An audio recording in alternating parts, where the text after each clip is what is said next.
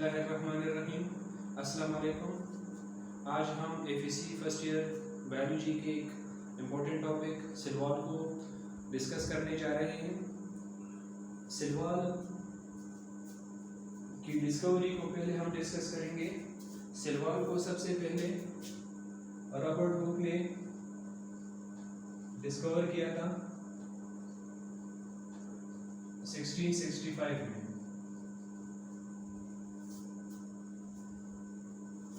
और ये डिस्कवर हुआ था प्रोटोप्लास्ट से पहले।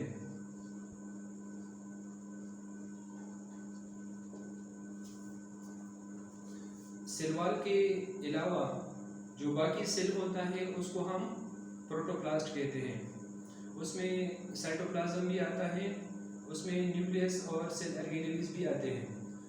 तो सेल वॉल प्रोटोप्लास्ट से पहले डिस्कवर हुआ था। अगर हम सेल वॉल की पार्ट्स की बात करें तो सेल वॉल के 3 पार्ट्स होते हैं।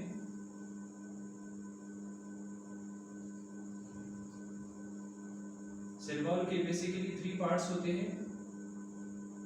फर्स्ट पार्ट है मिडल लेमेला,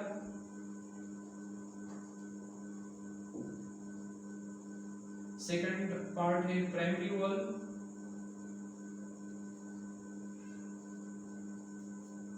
और थर्ड पार्ट है सेकेंडरी वॉल।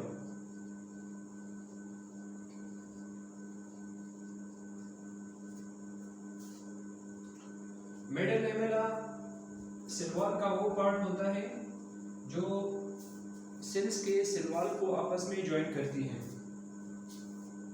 सपोज ये एक सेल है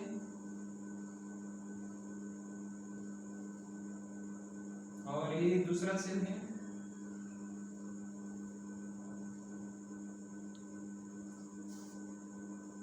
तो इस सेल का सेल वॉल ये है और इस सेल का सेल वॉल ये है। तो इन दोनों सेल वॉल्स के दरमियान में मिडल लेमेला मौजूद होती है,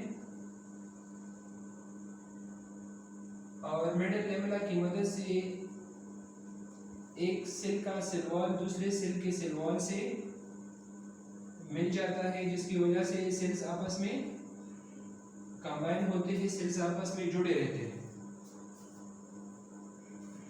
और जो वुडी टिश्यूज होते हैं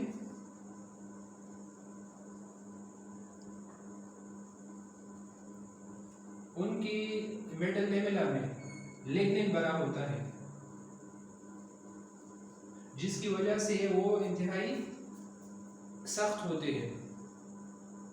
जो ट्रीज होते हैं उनमें वुड होता है, तो वुड के जो सेल वॉल होते हैं उनके मिडल लेमेला में लिग्निन बना होता है, जिसकी वजह से वो इंतहाई हार्ड होते हैं, इंतहाई रिजिड होते हैं। दूसरा पार्ट है सेल वॉल का प्राइमरी वॉल। प्राइमरी वॉल नए बनने वाले सेल्स में सबसे पहले बनता है, this is called primary wall.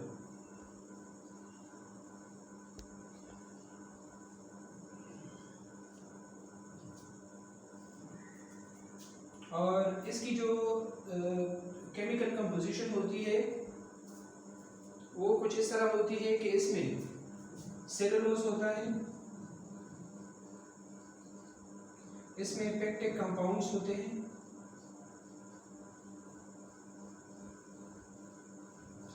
Mostly polysaccharides, और मोस्टली इस पेक्टिक कंपाउंड्स में पॉलीसेकेराइड्स और हेमीसेलुलोज मौजूद होता है।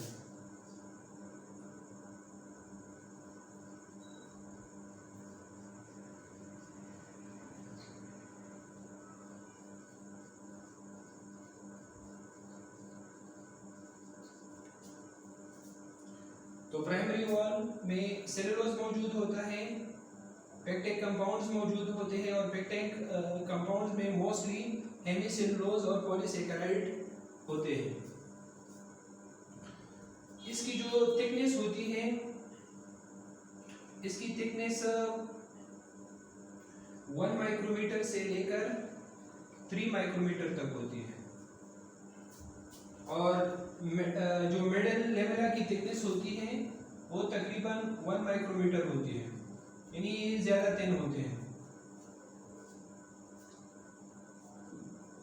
नेक्स्ट जो है हमारे पास सेकेंडरी वॉल है। सेकेंडरी वॉल प्राइमरी वॉल के बिलो होता है, यहाँ पर मौजूद होता है। तो दिस इज सेकेंडरी वॉल।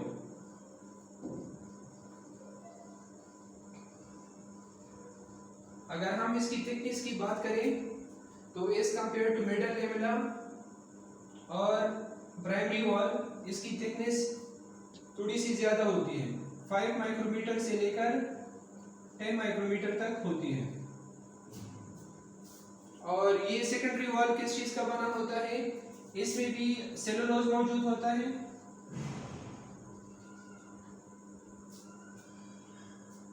इसमें मिनरल साल्ट्स होते हैं, फॉर एग्जांपल इसमें कैल्शियम होता है, मैग्नीशियम, पोटाशियम, और इसके अलावा इसमें सिलिका भी मौजूद होती है। इसके अलावा एक और इम्पोर्टेंट बात इसमें यह है कि ये जो प्राइमरी वॉल है और ये जो सेकेंडरी वॉल है ये ऑप्टिकली एक्टिव होते हैं।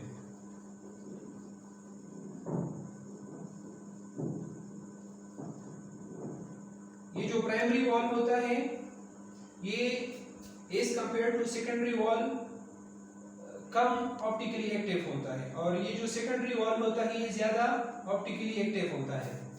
अभी ऑप्टिकली एक्टिव किसे कहते हैं? ऑप्टिकली एक्टिव का ये मतलब है कि जब इनसे लाइट रेज गुजरते हैं तो ये लाइट रेज को रोटेट करती है। जो लाइट रेज होते हैं जब वो इनमें से गुजरते हैं तो वो लाइट रेज इस प्राइमरी वॉल और इस सेकेंडरी वॉल की मदद से रोटेट होते हैं। तो सेकेंडरी वॉल लाइट रेज को ज्यादा रोटेट करते हैं, इसलिए ये स्ट्रांगली ऑप्टिकली एक्टिव होता है।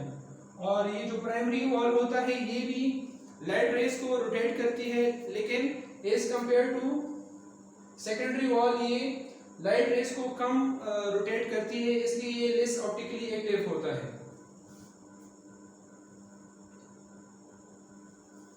तो ये था सेल वॉल और इसकी कुछ बेसिक पार्ट्स।